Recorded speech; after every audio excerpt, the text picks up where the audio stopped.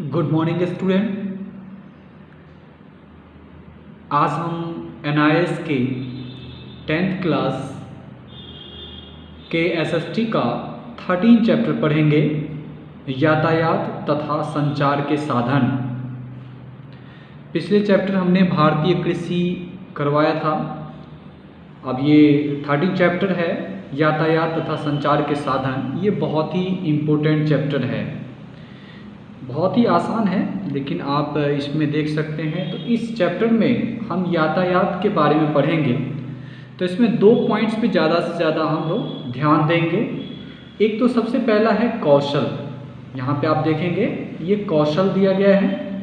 इस कौशल के अंतर्गत क्या क्या पढ़ेंगे? आत्मबोध के बारे में पढ़ेंगे। आत्मबोध होता क्या है?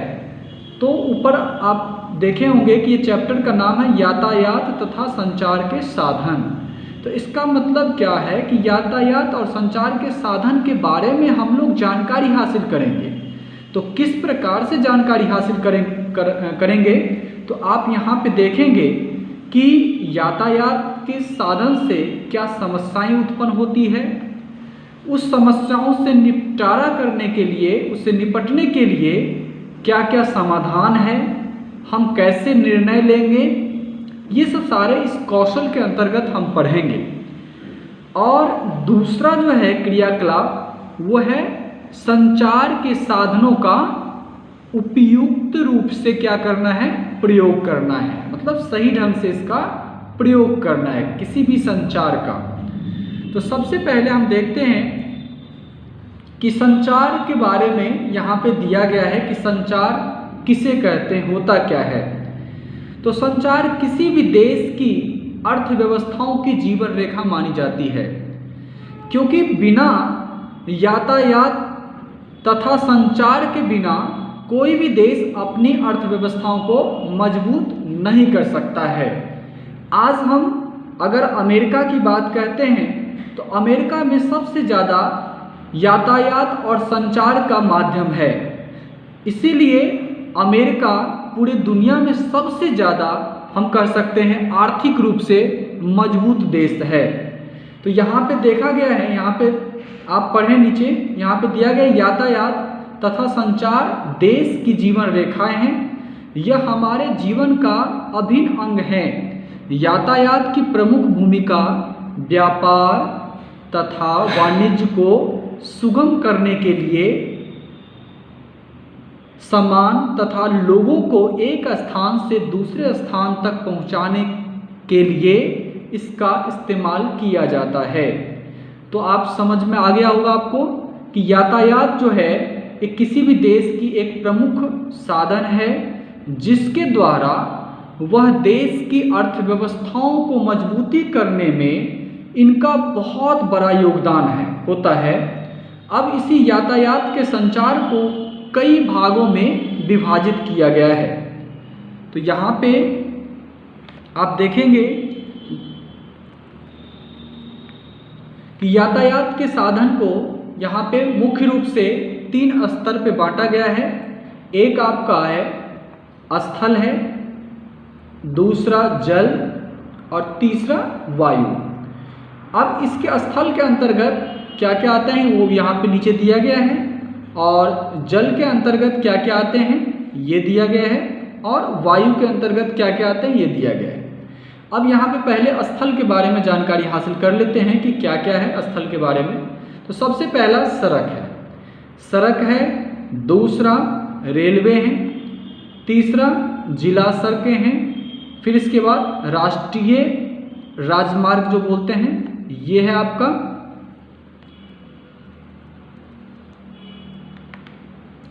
फिर अगला ग्रामीण सड़कें दिया गया है, फिर राजमार्ग दिया गया है। फिर इसी प्रकार से हम देखते हैं कई तरह से जो यहाँ पे जो यातायात के साधन जो है यहाँ पे दिया गया है। तो सबसे पहले हम देखेंगे कि सड़क के बिना तो हम जानते हैं कि एक जगह से दूसरे जगह हम लोग नहीं जा सकते हैं। फिर इसके बाद हम देखते हैं रेलवे का जो विस्तार है, जो रेलवे का जो स्थापना किया गया, वह एक व्यापारिक दृष्टिकोण से सबसे पहले किया गया था। जिसमें एक जगह से दूसरे जगह हम कोई भी सामान को ले जा सकते हैं। फिर दूसरी तरफ हम देखते हैं कि जल के बारे में दिया गया। जल में हम देखते हैं महासागर, जिस सागर में कई ऐसे नौकाएं बनाई जाती हैं जिसको एक जगह से दूसरे जगह हम नाव के द्वारा हम कर सकते हैं, वहाँ पे सामान को भेज सकते हैं। फिर दूसरा है, तीसरा यहाँ पे वायु के बारे में, वायु के अंतर्गत है, यहाँ पे अंतर्राष्ट्रीय स्तर पर हम सामान को एक जगह से दूसरे जगह ले जा सकते हैं। फिर हम घरेलू स्तर पर भी हम सामान को एक जगह से दूसरे जगह ले जा सकते हैं। यहाँ तक कि हम लोगों को कहीं एक जगह से दूसरे जगह जाना है बिल्कुल कम समय में, तो हमें वायुयान का ही उपयोग करना पड़ता है। फिर इसी प्रकार से हम देखते हैं सरकार भी इसका इस्तेमाल करते हैं। फिर इसके बाद निजी व्यवस्थाओं के लिए भी वायुयान का इस्तेमाल किया जाता है।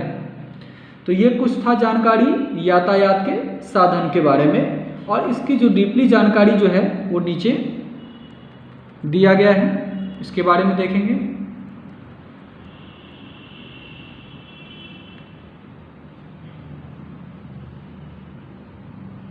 अब यहाँ पे सड़क का जो निर्माण है, मतलब सड़कों का जो वर्गीकरण जो है मुख्य रूप पे 2 स्तर से किया गया है। एक तो सबसे पहले निर्माण के लिए सामग्री के प्रयोग के आधार पर, तो सबसे पहला किया गया है कि जो सड़क जो बनाया गया है उसमें निर्माण के अंतर्गत देखा गया है कि एक पक्की सड़कें हैं और दूसरा जो है वो कच्ची सड़कें हैं। तो ये जो पक्की सड़कें हैं इसमें इसका इस्तेमाल जो है हम बड़े स्तर पे एक जगह से दूसरे जगह सामान को ले जाने के लिए करते हैं, और कच्ची सड़कें का इस्तेमाल जो है हम बहुत ही छोटे स्तर पर सामान को एक जगह से दूसरे जगह ले जाने के लिए किया जाता है। यहाँ तक कच्ची सड़कें का निर्माण जो है खास करके गांव ग्रामीण क्षेत्र के अंतर्गत देखने को मिलता है, छोटे छोटे शहरों के अंतर्गत देखने को मिलता है। और दूसरा है निर्माण कार्य एवं रखरखाव करने वाले प्राधिकरण के आधार पर।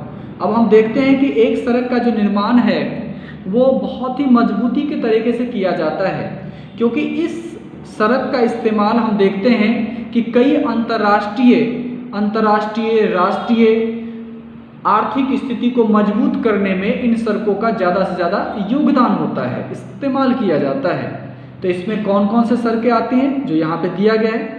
प्रधानमंत्री ग्राम सड़क योजना दिया गया है, जिसके अंतर्गत प्रधानमंत्री ग्राम सड़क योजनाओं के अंतर्गत यह रास्ता बनाया जाता है। फिर जिला स्तर पे रास्ता बनाया जाता है, फिर राज्य स्तर पे बनाया जाता है, फिर अंतर्राष्ट्रीय लेवल पे बनाया जाता है। तो इस तरह का जो राजमार्ग है वो कहीं ना कहीं हम कह सकते हैं कि देश की अर्थव्यवस्थाओं को मजबूत करने के लिए बनाया जाता है, क्योंकि स्वाभाविक है अगर कोई भारत के किसी ग्रामीण क्षेत्र में कोई किसान अगर अनाज का उत्पादन करता है तो वह अगर वो ग्रामीण क्षेत्र में अगर उस अनाज को बेचता है तो उसको बहुत ही कम जो है वहाँ पे कीमत मिलती है। लेकिन वही अनाज को अगर वहाँ पे जो दिल्ली में आकर के या हम कह सकते हैं बम्बई में आकर के अगर बेचता है तो ज़्यादा से ज़्यादा उसे मुनाफा मिलेंगे। यह तभी संभव हो सकता है जब हमारे पास रास्ता जो है वो पर्याप्त मात्रा में होनी चाहिए, पर्याप्त लेवल पे होनी चाहिए।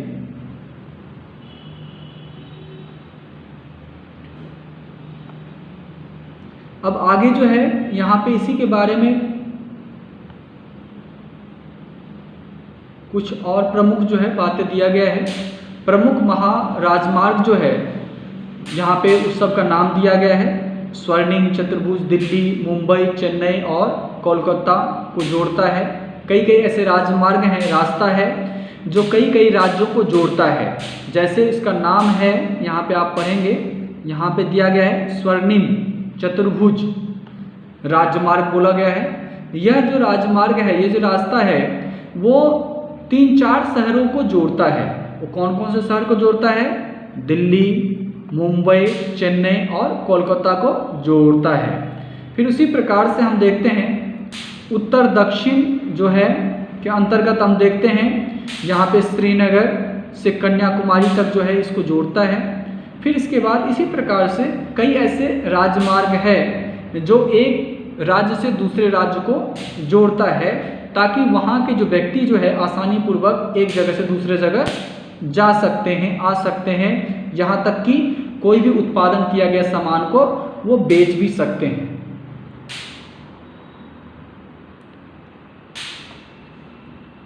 अगला पॉइंट है नीचे, भारतीय अंतर्देशीय, यहाँ पे दिया गया भारतीय अंतर्देशीय जलमार्ग प्राधिकरण, जिसमें 3 राजमार्ग घोषित किए गए हैं। ये नौकाई के द्वारा दिया गया है जलमार्ग है। यहाँ पे राष्ट्रीय जलमार्ग फर्स्ट दिया गया है। यह जो है उत्तर प्रदेश में गंगा नदी में इलाहाबाद से पश्चिमी बंगाल तक जो है यह ले जाया जाता है यहाँ से। फिर इसके बाद राष्ट्रीय जो जलमार्ग हैं सेकेंड, यह असम से लेकर के ब्रह्मपुत्र नदियों के बीच जो है इसका इस्तेमाल किया जाता है। और थर्ड जो है राष्ट्रीय राजमार्ग वो केरल में कोलम से दे रखा है यहाँ पे कोटापुरम तक जो है यह इसका इस्तेमाल किया जाता है, जो लगभग तकरीबन 205 किलोमीटर तक जो है ये फैला हुआ है। अब यहाँ पे दूसरी तरफ यहाँ पे देखेंगे रेलवे के जो विकास के लिए जो जिम्मेदार कारक हैं उसके बारे में यहाँ पे देखेंगे, क्योंकि कई ऐसे क्षेत्र हैं जहाँ पे कोई बस या हम कह सकते हैं कोई छोटे जो वाहन जो है नहीं ले जाया जा सकता है, तो जिसके आधार पर वहाँ पे कोई दूसरा राजमार्ग का जो है इस्तेमाल किया गया है, कुछ ऐसे संचार का माध्यम इस्तेमाल किया गया है। कहीं पे रेलवे लाइनें जो है वहाँ पे बिछाई गई, तो कहीं पे हम देखते हैं कि बस के द्वारा जो है वहाँ पे एक जगह से दूसरे जगह जो है लोगों को आसानी पूर्वक ले जाया जा सकता है। फिर यहाँ पे समुद्री जो है जलमार्ग दिया गया है यहाँ पे। फिर इसके बाद वायु परिवहन के बारे में और यहाँ पे संचार के बारे में दिया गया है। यहाँ पे जो वायु परिवहन में दिया गया है कि सड़क और रेलवे परिवहन की तरह जो है ये एक यातायात का महत्वपूर्ण जो है एक संसाधन है वायु परिवहन, कि वायु के भी द्वारा हम कर सकते हैं, वायु मार्ग के द्वारा हम अंतर्राष्ट्रीय उड़ान को हम भरते हैं और अंतर्राष्ट्रीय लेवल पे हम क्या कर सकते हैं कि उत्पादन किए गए सामान को एक जगह से दूसरे जगह हम आयात और निर्यात दोनों तरफ से कर सकते हैं। फिर दूसरा है संचार। संचार में एक महत्वपूर्ण पार्ट आ जाता है एक सूचना, एक संदेश देना, जो हम कह सकते हैं कि वर्तमान समय में संचार का बहुत ही ज़्यादा से ज़्यादा महत्वपूर्ण योगदान है। जिस तरह से हम कह सकते हैं कि यातायात के साधनों का जितना महत्वपूर्ण योगदान देश के आर्थिक विकास में है, उससे कई गुना ज़्यादा जो है वो संचार का माध्यम से है। क्योंकि हम देखते हैं कि घर बैठे बैठे हम पूरी दुनिया, देश दुनिया का खबर हम जानते हैं कि कौन से देश की अर्थव्यवस्था कितनी मजबूत हुई है, कौन से देश के अंतर्गत कृषि करने योग्य की जो प्रौद्योगिकी है, मशीन है, कौन कौन से मशीन का इस्तेमाल किया जा रहा है। उसी आधार पर हम भी क्या करते हैं, अपने कृषि करने योग्य में तब्दीली लाते हैं। तो यहाँ पे आप देखेंगे कि संचार में बहुत सारा ऐसे माध्यम उपलब्ध हो गया है, जिसमें हम कर सकते हैं जो इलेक्ट्रॉनिक माध्यम है, एक पत्र माध्यम है, कि कई ऐसे प्रकार से हैं जहाँ पे हम इसका इस्तेमाल हम करते हैं। तो इस तरह से जो इम्पोर्टेंट चैप्टर था ये यातायात और जनसंचार के साधन, ये जो है इसमें नीचे थोड़ा पॉइंट्स और भी दिया गया है। यहाँ पे देखेंगे कि संचार के साधन के बारे में यहाँ पे दिया गया है, जो आप उस बॉक्स में पढ़े थे। यहाँ पे देखिए कि संचार के जो है निजी साधन है, एक तो सबसे पहला आप डाक सेवा है और एक टेलीफोन सेवा है। तो सबसे पहला जो एक निजी साधन है, यहाँ पे डाक का जो है हम इस्तेमाल करते हैं, और टेलीफोन का, ये सार्वजनिक संचार का साधन नहीं है, ये निजी संचार का साधन है। क्योंकि हम अपने व्यक्तित्व बातों को हम एक दूसरे को हम पहुंचा सकते हैं। जैसे अगर हमें किसी हम ग्रामीण क्षेत्र में हैं, अगर हम कह सकते हैं अगर मुंबई में कोई है उसको हमें सूचना देना है, तो हम डाक के माध्यम से, पत्र के माध्यम से हम उसको सूचना दे सकते हैं। उसी प्रकार से हम देखते हैं कि टेलीफोन के माध्यम से जो हम क्या कर सकते हैं, पर्टिकुलर किसी एक व्यक्ति को हम सूचना दे सकते हैं। फिर इसके बाद जनसंचार का जो साधन है वो है रेडियो। क्योंकि आपको पता है रेडियो से कई लोगों को जो है वो सूचना मिलती है, दूरदर्शन से सूचना मिलती है, कंप्यूटर से सूचना मिलती है, समाचार पत्र से सूचना मिलती है, फिर इसके बाद हम कह सकते हैं मैगजीन से मिलती है, क्योंकि हम देखते हैं कि समाचार जो है वो बहुत सारे लोग सुनते हैं। फिर कंप्यूटर जो है बहुत सारा लोग इस्तेमाल करते हैं। दूरदर्शन पे हम देखते हैं कि समय समय पर हम देश दुनिया की खबरें सुनते हैं। फिर रेडियो पे भी देश दुनिया की खबरें सुनते हैं। तो ये सब सारे क्या कहलाता है, ये सब सारा जो है ये कहलाता है जनसंचार के साधन। तो इसके बाद हम देखते हैं इसके अंतर्गत इंटरनेट आ जाता है, टेली कॉन्फ्रेंस आ जाता है, ईमेल आ जाता है। ये सब सारा जो है एक जनसंचार के साधन है। तो संचार के जो साधन है वो दो भागों में बटा है, एक निजी संचार के साधन और एक है जनसंचार के साधन। तो निजी संचार के साधन वे साधन जिस साधन के द्वारा पर्टिकुलर कोई व्यक्ति जो है, एक व्यक्ति अपना बात किसी एक ही दूसरे व्यक्ति को पहुंचा सकता है, उसको निजी संचार का साधन कर सकते हैं। और सार्वजनिक संचार का साधन एक ऐसा माध्यम जिस माध्यम के द्वारा सभी लोगों को सूचना मिलती है, तो उसको हम जनसंचार के साधन कह सकते हैं। तो इसके नीचे इंपॉर्टेंट कुछ क्वेश्चंस हैं, इस क्वेश्चंस के बारे में देखेंगे, यहाँ पे दिया गया है, आप लोग इसे पढ़ेंगे। भारत में राष्ट्रीय जलमार्ग प्राधिकरण द्वारा घोषित 3 राष्ट्रीय जलमार्ग को पहचानिए। तो 3 राष्ट्रीय जलमार्ग जो है वो फर्स्ट, सेकंड, थर्ड जो मैंने आपको बताया वो आंसर लिखना है इसके अंदर। फिर हमारे दैनिक जीवन में नवीन संचार तकनीकी किस प्रकार सहायक है। तो आप जानते हैं कि जैसे जैसे समय बढ़ती है वैसे वैसे चाहे यातायात का साधन की बात हो, चाहे संचार की साधन की बात हो, उसमें ज़रूर से ज़रूर तब्दीली होती है और नए नए जो है प्रौद्योगिकी आता है, जिसके माध्यम से हम कहीं ना कहीं जो है अच्छी तरह से सूचना प्राप्त करते हैं। तो ये सारे चीज़ें इंपॉर्टेंट चैप्टर थे।